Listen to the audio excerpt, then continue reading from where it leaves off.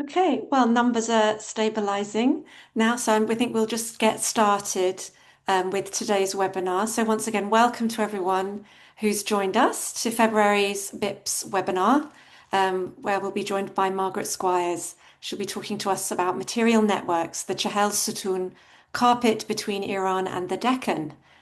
So welcome everybody, and thank you so much for joining us. I'll tell you a little bit about Margaret before I welcome her in. Margaret is currently a postdoctoral teaching fellow at the Courtauld Institute of Art in London, where she completed her PhD in art history. Her PhD research centered on carpets and their architectural contexts in Safavid Iran. Prior to her PhD, Margaret completed her MA in the history of art and architecture at the University of Massachusetts Amherst, as well as a BA in Middle East languages and literatures at the University of Virginia. Margaret's held both curatorial, teaching, and consulting roles at institutions including the Courtauld, where she is now, as well as the Museum of Fine Arts, Houston, the Calouste Gulbenkian Museum, the V&A, and SOAS. And her research interests are obviously into this early modern Persianate world, but she's going to talk to us about carpets, and that's really where her particular expertise and interest lies. So we're all really excited to hear what she's going to talk to us today about the Chehel Sotun carpet. And just before she starts, I'll remind you that next month, on the 18th of March, just before Nowruz, we'll be hearing from John Hyland, talking to us about Persia's Greek campaigns, kingship, war, and spectacle. So please do join us for that next month. If you want to follow us or see any of our previous webinars that have been recorded, you can go to our YouTube channel where you can see videos, and also you can see all of our social tags there to get in touch and keep up to date with all of our news and everything that we're doing, everything that's going on at BIPS. And just to remind you, there'll be opportunity for Q&A after Margaret's given us her presentation. So this is just a reminder of our commitments, our policies on being kind to each other, really. So just let's be respectful and to remember that we're a non-political organization. Thank you very much. And now we'll be excited to welcome Margaret. And I'll hand over to you and I'll hide myself, Margaret. Thank you very, very much.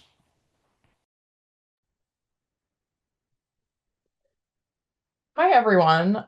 First, I'd like to thank everyone in the audience for attending today's lecture. I'd also like to thank the British Institute of Persian Studies, not only for inviting me to speak in this webinar series, but also for supporting my research with a travel grant, which I used to present this paper at an international conference. Initially part of my dissertation research at the Courtauld Institute of Art, this project will now make up part of a monograph about the architectural context of carpets in the Safavid period.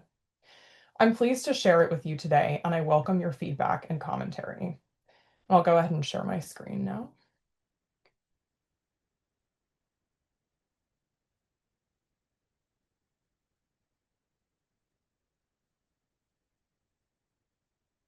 This talk will relate the diverse experiences of those who encountered a work of art over 3 centuries, from Safavid princes to English diplomats to museum curators. I hope you'll forgive me for opening with my own. The first time I saw a fragment of the Chehel Sotun carpet was in the Museum of Applied Art in Frankfurt, Germany, a few years ago. In my vision of how this viewing session would go, I pictured a smallish piece of carpet. After all, this is only one of 13 pieces of the carpet dispersed across museum and private collections, laid out across a work surface in the storeroom, a minor imposition for the curator and the conservator at the museum. And this was the only image that I had seen of this fragment before going to see it in person. As it turns out, seeing this carpet fragment required the cordoning off of an entire gallery and pushing together 6 tables. Even with the dimensions duly recorded in my notes before the viewing session, the mental images of every other 17th century carpet I have seen in person stubbornly blocked my comprehension of this fragment's superhuman scale until I finally stood before it. More recently, I was again astonished to see the size of another fragment from the same carpet, and I'm going to do the same thing to you. When you look at this image, the image that I had initially seen, try to imagine the scale. This time, I saw the fragment in the Cincinnati Art Museum.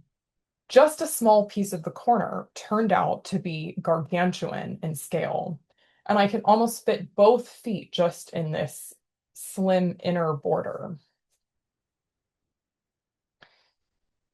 My experience standing before these fragments follows in a line of awestruck observers before me.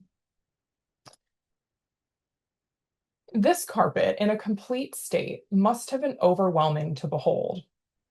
When shrunken down in a photograph or reconstructed image, the proportions of its lattice design, floral motifs, and borders appear as those of an average-sized carpet. Standing at its center in the 17th century must have made one feel like a miniaturized person. Though no written account survives to attest to this experience in the years immediately following its manufacture, myriad commentators begin to chime in as the carpet transforms from Safavid palace furnishing to object of fascination and collectability for a growing group of carpet enthusiasts across Europe and North America in the 19th and 20th centuries. Its genre-defying scale is a consistent theme throughout, as it took on the title of the largest carpet ever made and gained an apocryphal origin story of traveling across Iran on the backs of two elephants.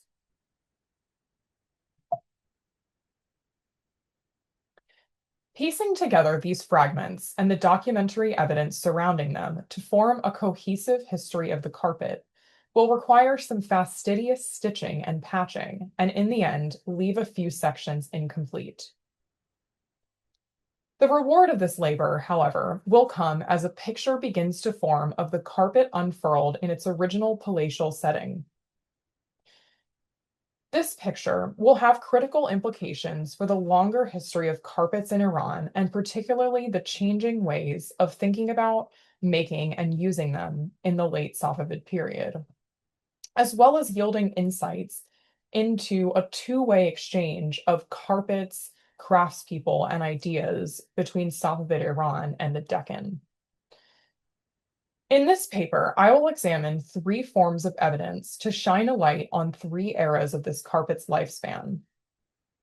The first will be the accounts of European and Iranian observers in the late 19th and early 20th centuries, the period in which the carpet was dismantled and dispersed. Elucidating this moment is essential for demonstrating that the carpet was indeed part of the original furnishings of the Chehel Sotun and how it came to be in its present state. The second will be the fragments themselves, whose structural features, when considered within the body of knowledge of carpet weaving in this period, will reveal much about the creative and technical feats required to make a carpet of this ambitious scale and design. Finally, I will situate the reconstructed carpet within its original context of the Chehel Sotun and the Safavid court in the mid-17th to early 18th century. Scholarship around carpets tends to fixate on categorization, chronology, and stylistic analysis. My own approaches veer away from such questions, focusing instead on space, experience, and context.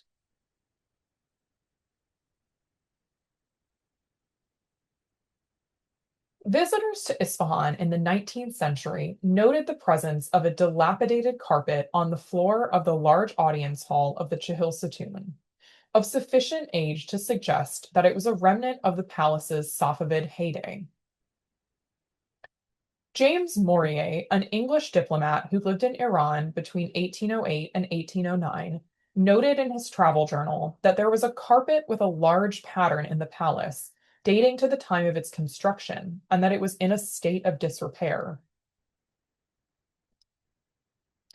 By the 1880s, pieces of the carpet began to disappear from the Chehel Sotun and reappear as collectible fragments on the market.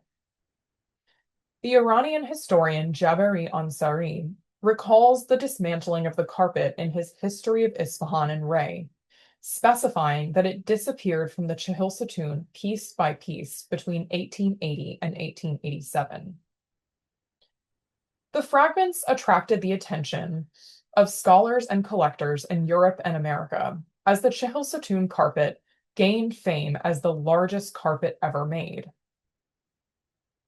By this point, growing knowledge about carpet weave structures had allowed scholars to identify this carpet as being of Indian rather than Iranian manufacture. F.R. Martin, one of the author of one of the earliest volumes on the history of carpets, wrote of the Chehel Sotun carpet in 1903 that it had been, quote, transferred on the backs of two elephants. This apocryphal tale would persist in several later publications on the fragments. Today, the carpet survives in 13 fragments distributed across 11 different collections around the world. These account for about 1/4 to 1/3 of the complete carpet.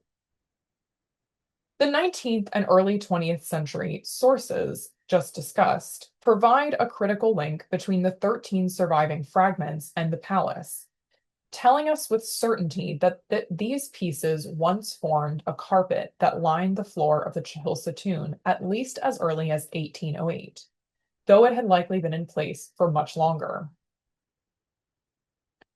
While the narrative provided by the 19th and early 20th century sources is particularly useful for understanding what happened to the carpet after 1880, it tells us little about the state of the carpet prior to this point and almost nothing about the original circumstances of its creation and use.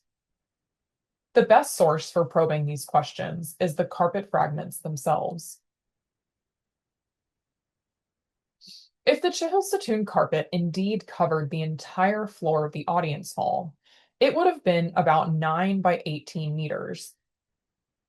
This immediately poses problems from a technical perspective, given that the largest carpets to survive from either India or Iran in the 17th century do not exceed about 4.8 meters in width. In light of this digital reconstruction of the complete Chehel Sotun carpet, shown here on the right, which I produced by extrapolating the complete pattern from the fragments, a close technical analysis of the fragment in Frankfurt reveals much about how the carpet was constructed.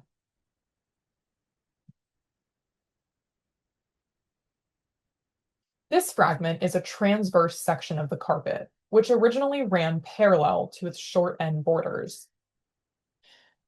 On this fragment, the direction of weave is the opposite of what one might expect, given its place in the overall design. The warp threads run from short end to short end of this transverse section. This negates any possibility that the complete carpet was woven in one piece, given that it would have required a loom with a warp beam not only of the already implausible 9-meter length, but of the entire 18-meter length of the carpet's longer dimension. Instead, the Frankfurt fragment's weave structure proves that the carpet was woven and assembled in a modular fashion. The same evidence can be derived from the corner fragment in Cincinnati, which matches the weave direction relative to the overall pattern of the carpet, just like the Frankfurt fragment does. The move toward modularity in carpets, also demonstrated by several other examples woven in Iran around this time, represents an epistemological shift in ways of thinking about what a carpet is. Prior to the period of Shah Abbas I, Iranian carpets followed strict design rules which had evolved naturally from the mechanics of carpet weaving. The rectangular shape of the loom and the strict horizontal and vertical structure of the weave dictated the rectangular shape of the carpet, from which evolved designs with borders enclosing a central field. This visual paradigm became so consistent that it came to define the carpet as both object and medium. This notion is challenged by modular carpets like the one woven for the Chehel Sotun. Is it one carpet or many? With this and other modular examples, the visual paradigm of a carpet is separated from the mechanical process from which it derives. This profound shift in thinking about carpets demonstrates that the most important innovations in carpet weaving in the latter half of the Safavid period came about through dialogue with architecture. The Chehel Sotun is part of the larger Dawlat Khaneh complex in Isfahan, set within a lush garden to the northwest of the Al-Gharu. Construction of the palace was completed in 1646-47 during the reign of Shah Abbas II. Over the 75 years between its construction and the siege of Isfahan, the Chehel Sotun served as an important ceremonial stage designed to visually represent the axis of Safavid imperial power. It was the primary site for imperial feasts throughout this period and provided the setting for the second coronation of Shah Suleiman in 1668.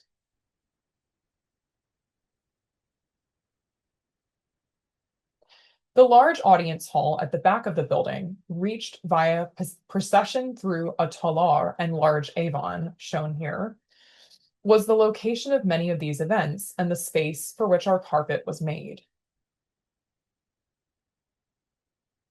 The audience hall is a space of grandiose scale, with vast surfaces, above tiled and painted dado levels, covered by narrative figural paintings and painted and gilded illumination. Each face of this complex structure, from the large area of the upper north-south walls to the narrowest borders connecting the vaults, to the east-west avons, is treated as a distinct zone with a different pattern and color scheme. The entire surface of the vaults is covered with delicate floral patterns painted in gold on a dark blue background.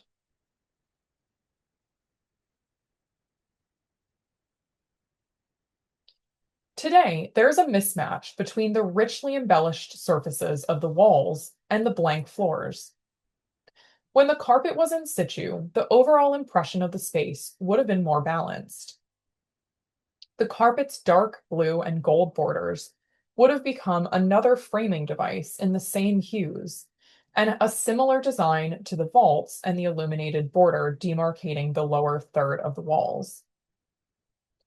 The deep red, green, and gold hues of its central field would have created a visual continuity with the painted and stuccoed walls and ceiling above. More importantly, the massive carpet helped give this space a sense of superhuman scale. When accessed via procession through the talar and throne avon, the audience hall's soaring vaults and triple vaulted ceiling are staggeringly grand. This effect is enhanced by the narrowing frame of view in each successive space leading to the throne avon. The talar's lofty proportions and openness to light and air narrow into the pseudo-talar, with its lower ceiling height and solid walls on three sides. From there, the frame of vision concentrates on the mirrored throne avon with its yet lower ceiling height and higher floor level. This narrowing of space and frame of vision completely inverts upon entering the audience hall. The scaled-up proportions would have contributed to this staggering optical effect, making the viewer feel diminutive in the face of a familiar design format at an unfamiliar magnitude. And you can see on the left here this pretty rudimentary digital model that I created, showing the carpet in proportion to the architectural space, just to give you a sense of the magnitude of this carpet and its proportionality to the Chehel Sotun's audience hall. The nature of this commission remains a subject of speculation. Based on the arguments laid out above, we know that this carpet was produced specifically for the Chehel Sotun's audience hall, with its dimensions, design, and functionality in mind. This interpretation assumes agency on the side of both commissioner and weaver, framing the Chehel Sotun within the wider context of carpet weaving for Iranian palaces, tombs, and shrines in the 16th and 17th centuries. Iranian weavers created bespoke carpets for royal architectural commissions throughout the Safavid period, both before and after the construction of the Chehel Sotun. Why then, when faced with the question of how to carpet the Chehel Sotun's audience hall, would its designers have turned to the Deccan rather than the weaving ateliers of Iran? While the question remains up for debate, two possibilities seem most likely to me. For one, it's possible that the challenge of weaving such a massive carpet, one that would appear to seamlessly cover the entire floor of the Chehel Sotun's audience hall, could be more easily met by outsourcing the project to the Deccan. Indian weavers, particularly in the Deccan region, in the 17th century, seem to have specialized in producing these extremely large durbar carpets. Examples woven as single piece rather than modular carpets like the Chehel Sotun carpet include a garden carpet, which was photographed in the collection of the Maharaja of Jaipur, shown on the left, which measured over 19 meters in length. And for comparison, the Chehel Sotun carpet was estimated to be 18 meters in length.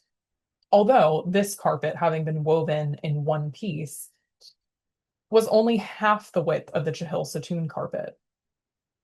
Another example on the right in the slide is this medallion design carpet now in the Museum of Islamic Art in Doha, which measures nearly 16 meters in length, but again is much narrower than the Chehel Sotun carpet due to the constrictions of weaving such a carpet in one piece.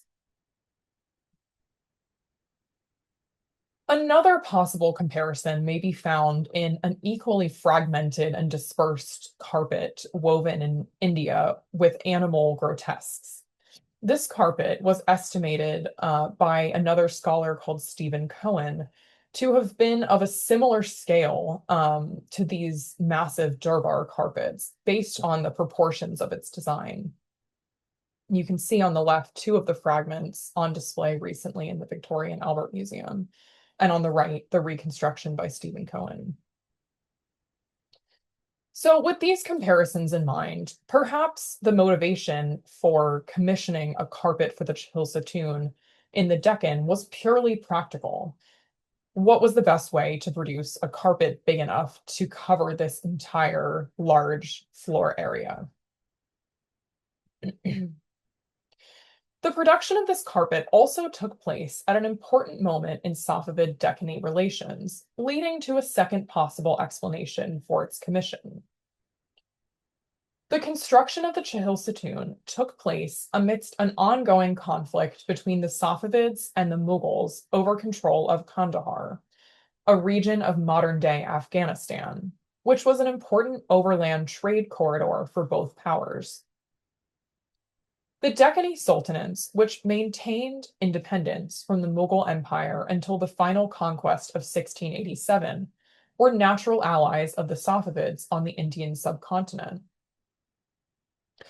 The Chehel Sotun carpet, in this context, could easily have been a diplomatic gift commissioned in the years following the palace's commission. However, no documentary evidence has been found to corroborate this idea. Whether the motivation for procuring a Deccani carpet for the Chehel Sotun was practical or political, or some combination of the two, it was not an isolated move. This commission fits into a broader context of exchange of carpets and textiles across the interconnected Indo-Persianate region.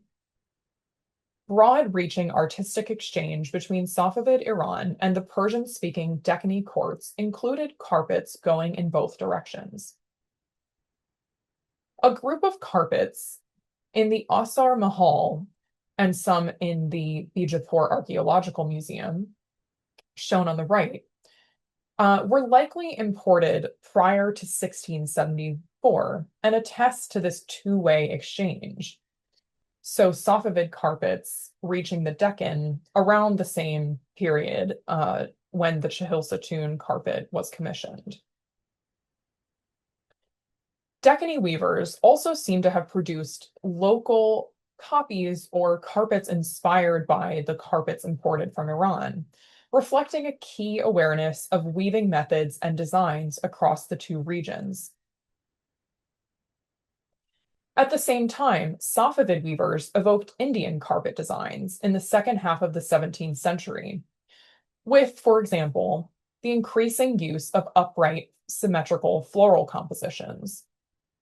And I've given you two examples to see this kind of comparison. So on the left, we have a silk carpet, part of a larger ensemble woven for the tomb of Shah Abbas II in 1671.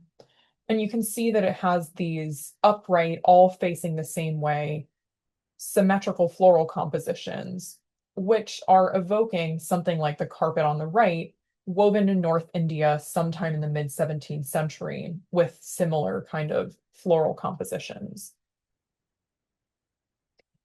The Chehel Sotun carpet is a reflection of this wider network of materials, craftspeople, and artistic ideas.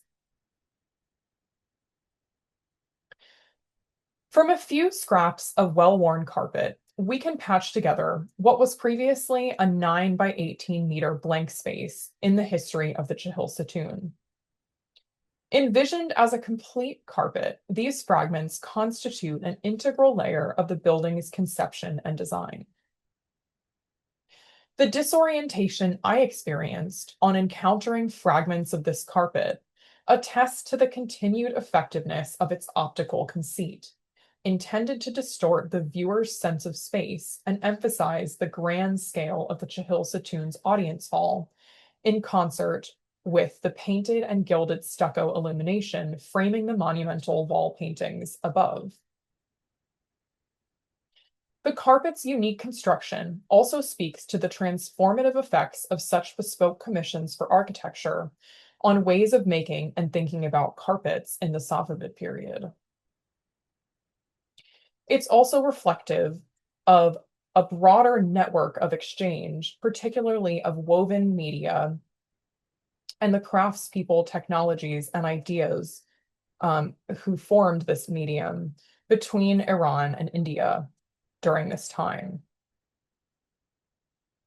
The ambitions of those overseeing the Chehel Sotun's construction and design pushed the boundaries of the medium, accelerating the breakdown of long-held ideas about the completeness of a carpet being restricted to the technical limitations of the loom.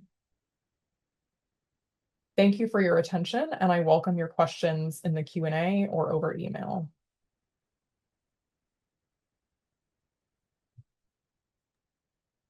Well, thank you so much. And what a wonderful slide there to end on so we can see the detail and also how worn, obviously, how worn the carpet is. So I'm just trying to imagine how bright the colors might have looked and, how much more impressive it would have been, uh, Yeah. at the time. So it kind of gives you a sense, doesn't it? And you can see the age of the carpet there. So as Margaret said, she'll be welcoming any questions, and so I'll be conveying those to her. Thank you very much for a really informative and interesting talk, Margaret. That's absolutely wonderful.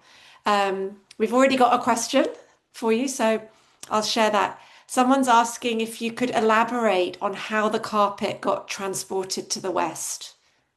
I guess in these pieces, but do we know any detail Yeah. about that story of the transport? So I can go back to this slide just showing all of the different pieces.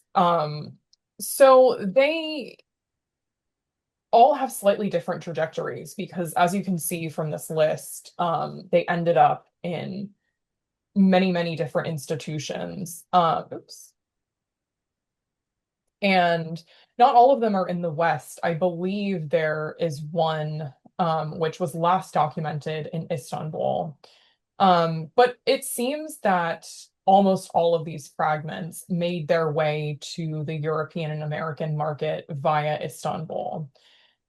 So the carpet scholar who was the originator of that on the backs of two elephants story, and kind of gave this carpet the nickname of the largest carpet ever made.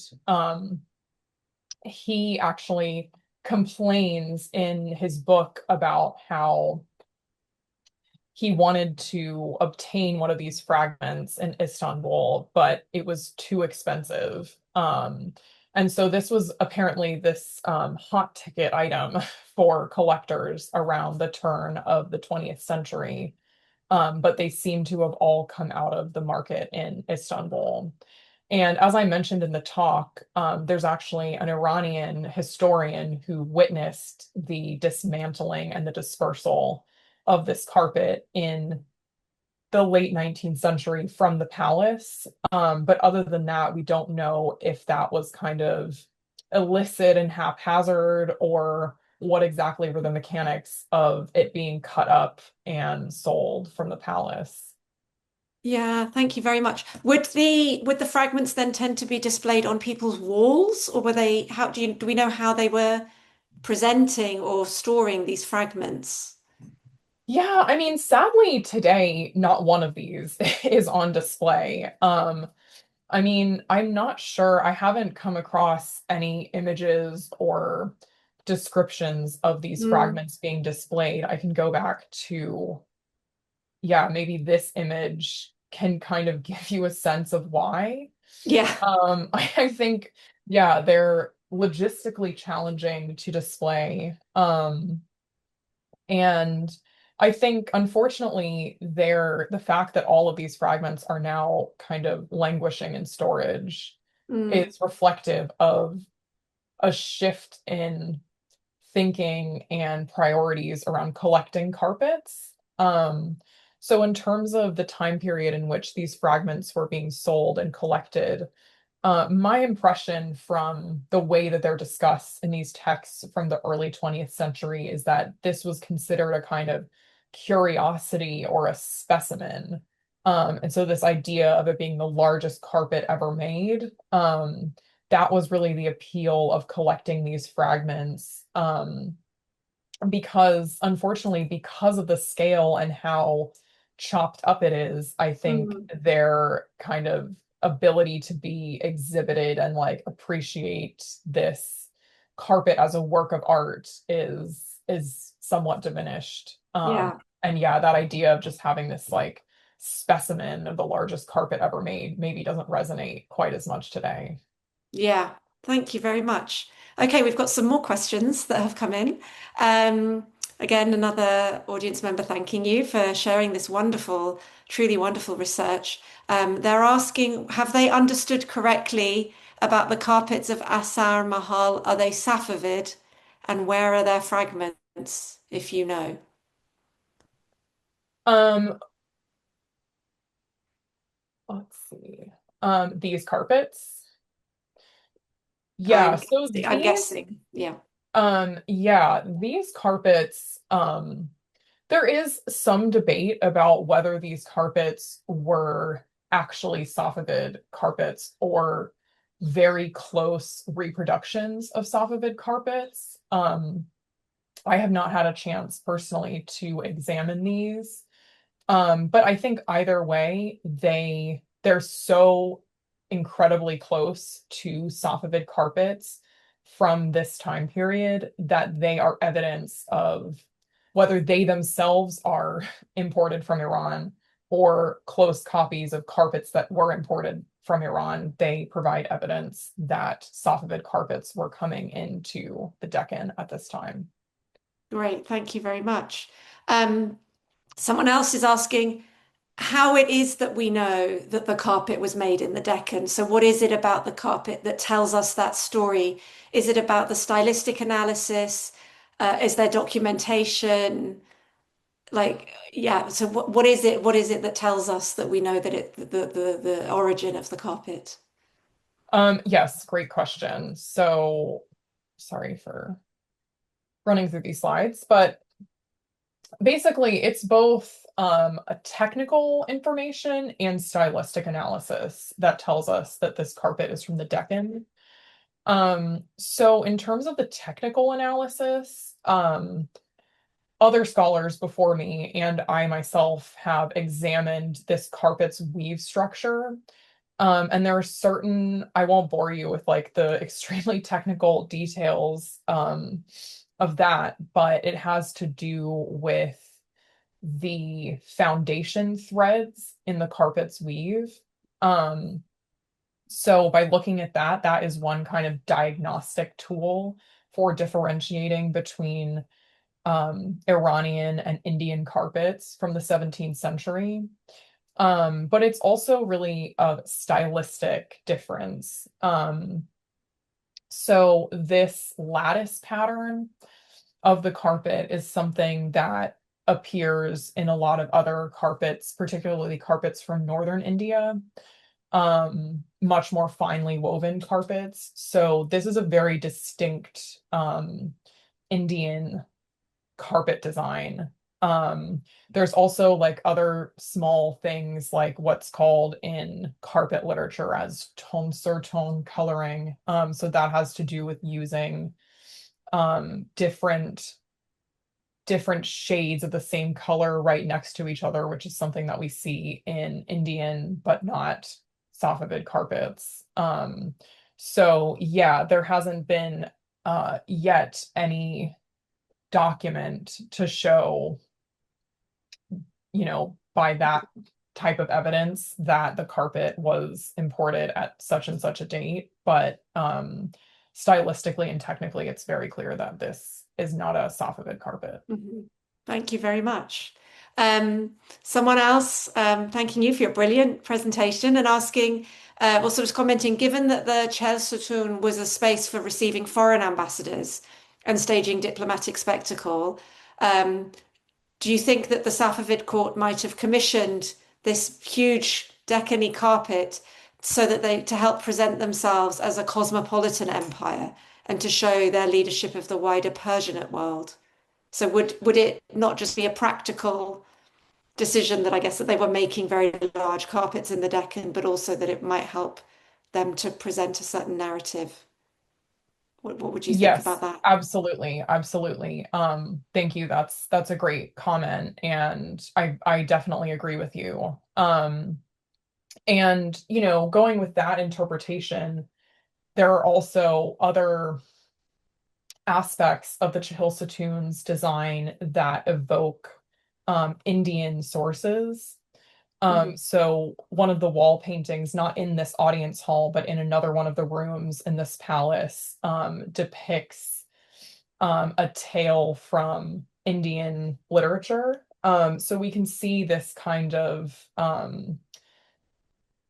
awareness of a broader Indo-Persianate or cosmopolitan sphere in the Mm. design of this palace. And so I think that this carpet fits really well within that. And yeah, I really like the way that you put it as seeing themselves as the center of this great Persianate sphere. Yeah. And the Moguls, though, might have felt differently, but Yeah. um, oh, someone's asked if you could say the name of the scholar who witnessed the dismantling of the carpet in the 19th century and reference to the literature where it's mentioned. I suppose they'd like to do some further Yeah. research of their own. Yes, so that is from Jabari Ansari's A History of Isfahan and Ray. Okay, yes, I remember you mentioning that. And what, so that that author was the Jabari Ansari is the person who witnessed themselves, or do they write about Yes, the he witness? witnessed it. So that time is the period of this carpet's life that has the most sources documenting it. But he was a local historian who wrote about seeing it disappear from the Chehel Sotun. I've translated that line from Persian, but that it disappeared piece by piece between 1880 and 1887. Um, and then very soon after that time period, we start to have sources from Europeans who were collecting carpets or buying carpets for the V&A, for example, who are mentioning these fragments coming up on the market. Mm. So someone else has asked, like, do we know really why they were cutting it up and why at that particular time? Um, I mean, it's hard to say exactly why, but I can say that this is not an isolated um case. So this is also the period of the sale and kind of reconstruction of the archival carpets, if anyone is familiar with that Yeah. very famous carpet in the Victoria and Albert Museum. There are other examples that have come up in my research, really in this period of the 1880s, 1890s. Um, I think due to the economic straits of the time. Unfortunately, this is a time in which a lot of carpets and coinciding with a time when carpet collecting was reaching a real height in Europe and America. Carpets from the so-called classical period of the 16th and 17th centuries were selling for incredibly high prices. So a lot of these carpets that were in probably it was in a somewhat dilapidated state, also based on the condition even of these fragments. So that was why it was cut up and sold, sadly.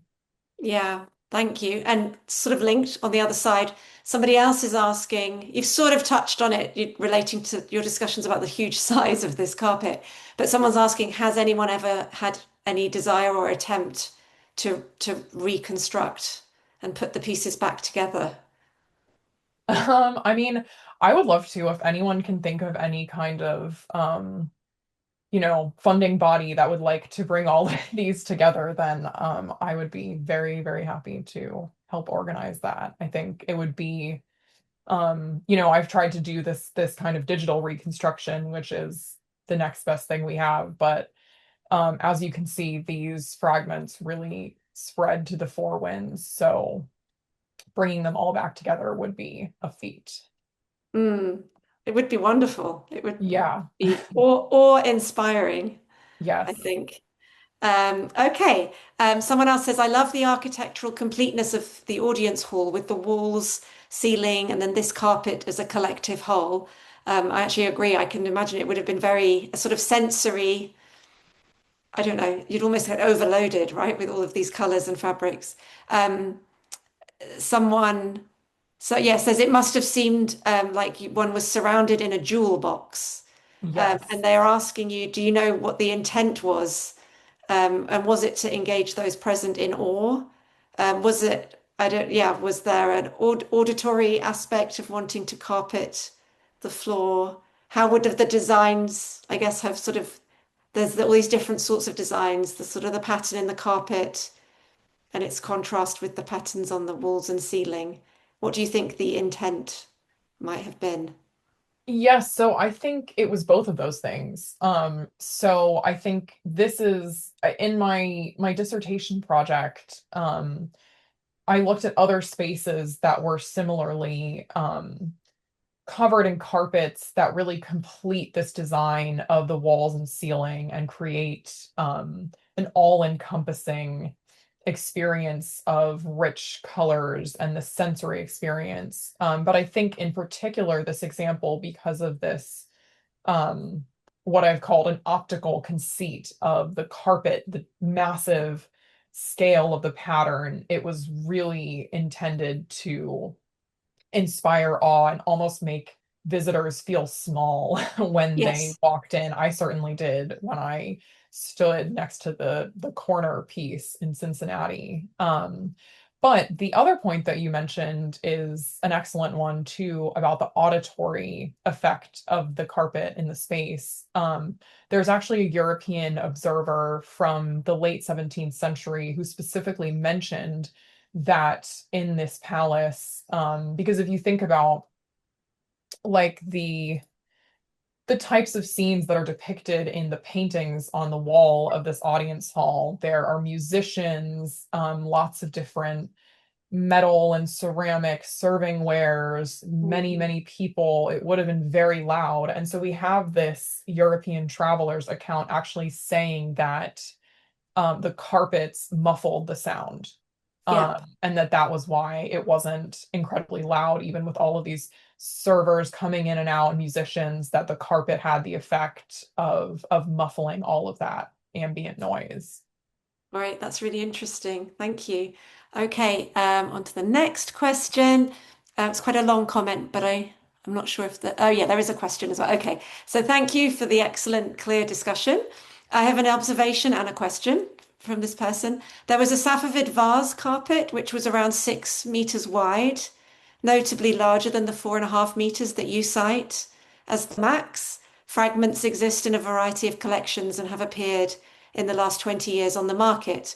The question is whether there is any evidence that the carpet you discuss, this Chehel Sotun carpet, was specifically made for the Chehel Sotun, or whether it might have been a gift which was then placed in the large palace building that happened to fit it, or could even have been cut to fit since it is modular. Is there ever any evidence, I guess, of it being cut down to fit this space? So do we know that it was made for Chehel Sotun? I guess is the question. Okay. Yes, so to the first part of that, thank you. I can picture in my head which carpet you're talking about, so I'm gonna go and check that. But I think the point is in terms of the loom width, obviously we don't have any looms from this period surviving. But in any case, I think logically there's just no way that the loom could have been 9 meters wide, if we were to think about this carpet being woven in one piece in the way that a typical rectangular carpet would have been. And in terms of whether it could have been cut down to fit the space or whether it was commissioned specifically for this space, I think I have a couple of points in response to that. So one is that um, in the wider context of my research about carpets and architectural context in the Safavid period, this is only one of numerous examples of carpets, really bespoke carpets woven to precisely fit the floor plan of a particular room within a building. And so to me, it really makes sense that this carpet was woven to the dimensions of this room. Um, and those dimensions are also based on extrapolating from the width of the border, the size of the pattern. It seems like this carpet would have been exactly the size needed to fill this room. But of course, the ability to 100% prove that is limited by the fact that it's so cut up into all of these fragments. So I think, and also just because the fragments, I've tried to look at the edges of the fragments to see if they could kind of be pieced back together in that way, but a lot of them have bound edges. They've just been through so much in the last 300 years, that getting a really confident, 100% accurate reconstruction of the carpet based on these fragments, I think is probably impossible. Okay, yeah, does make sense. Thinking about the cutting up, someone else says, "Bravo! Did you see any aesthetic decisions at work in the cutting down of the carpet? What visual qualities were people trying to preserve? Is there any sort of rhyme or reason?" Uh, I don't know. I mean, what do you think, I guess? Because looking at this, I don't see any. Yeah. rhyme or reason. It gives the impression of a haphazard, like this doesn't really seem like um a calculated dismantling. And I Mm, think that that local historian who says that it was dismantled piece by piece, it disappeared piece by piece over a 7-year period. And mm, then looking at how kind of hacked up it was into these pieces, it doesn't seem like there was a lot of consideration put mm. into how the pieces were cut. It's quite heartbreaking, Yeah, really. it is. Yeah. Someone comments that it's comparable to the dismantling of Persian manuscripts in the early 20th century in Iran and also in Istanbul, Yes, with manuscripts being broken up. yes, exactly. And I think there's also to further that comparison, by making these still large but smaller collectible fragments, it turns the carpet into almost like a painting that you could put on the wall, or a smaller object, collectible object, just like paintings were cut out of manuscripts to create something more like a European single painting, taking it out of its physical context and the Mm. context of the book. Yeah. Um, I think we've come to the end of the questions from the audience. I did have a couple of my own just to add on at the end. Just thinking, do we know, do they still make carpets of this kind of size in the Deccan or anywhere? Is there a market for very, very large carpets? Um, I think so. Yes, Okay. certainly. Gigantic carpets are being made today, and I'm sure that whatever technical limitations they faced in the 17th century, are no longer. Yeah. So yeah, I think, I mean, I know there's like that carpet in the mosque in Abu Dhabi that now claims to be Yeah. the largest carpet ever made. Yeah. I I was don't know off thinking the top that of my head where UAE. that was made, but Yeah. but yeah, there is, I guess you could say there is still, a fixation on making really big carpets as big Mhm. as possible. And can we, thank you. Yeah.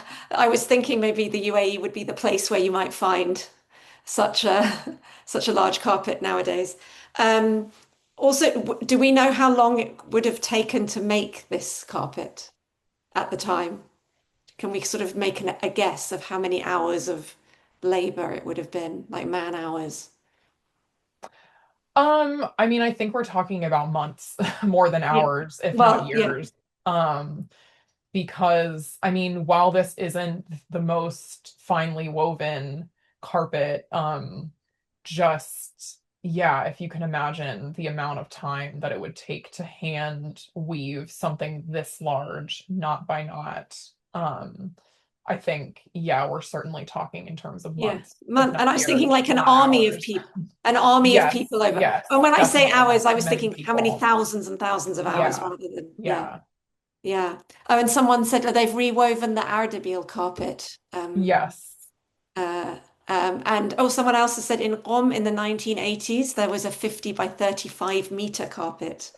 So Wow. there we go. Lots of people have knowledge about my question. Yes. So this one has been dethroned thoroughly as the largest carpet Exactly. But ever it made. was a marvelous feat at in its day. And Yes. finally, oh, someone's added some contemporary Persian carpets have a signature in the carpet field. Would there have been such a thing at the time? Did people put signatures into the carpet?